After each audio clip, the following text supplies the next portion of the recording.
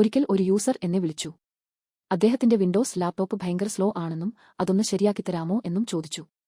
ഞാൻ ആദ്യം തന്നെ ചെക്ക് ചെയ്തത് അതിലെ ഡിസ്ക് സ്പേസ് ആയിരുന്നു. അത് ഏകദേശം ഫുൾ ആയിരുന്നു. അതുകൊണ്ട് ഞാൻ ഒരു ഡിസ്ക് ക്ലീനപ്പ് ചെയ്തു. അതായത് അനാവശ്യ ഫയലുകളൊക്കെ കളഞ്ഞ് റീസൈക്കിൾ ബിൻ കാലിയാക്കി. അതോടെ പ്രശ്നം മാറി, ലാപ്ടോപ്പ് നല്ല സ്പീഡായി. കുറച്ചു മിനിറ്റ് കഴിഞ്ഞപ്പോൾ അയാൾ എന്നെ തിരിച്ചു വിളിച്ചു. അയാൾ നല്ല ദേഷ്യത്തിലായിരുന്നു. അവന്റെ ഒരു ഫയലും കാണാനില്ലെന്ന് പറഞ്ഞ് ബഹളം വെച്ചു.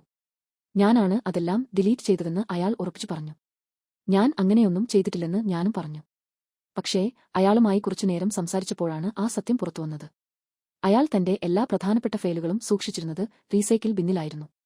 ഒരു ഉളുപ്പുമില്ലാതെയാണ് അയാൾ അത് സമ്മതിച്ചത്. ഭാഗ്യത്തിന് എന്റെ സൂപ്പർവൈസർക്ക് കാര്യം മനസ്സിലായി, അത് എന്റെ തെറ്റല്ലായിരുന്നു. ആ യൂസറിന് വേണ്ട ഉപദേശങ്ങളൊക്കെ കിട്ടി. അന്നത്തെ സംഭവത്തിന് ശേഷം റീസൈക്കിൾ ബിൻ കാലിയാക്കുന്നതിന് മുൻപ് ഞാൻ എപ്പോഴും യൂസറോട് അനുവാദം ചോദിക്കും. ഹോ, എന്തൊരു കഷ്ടം!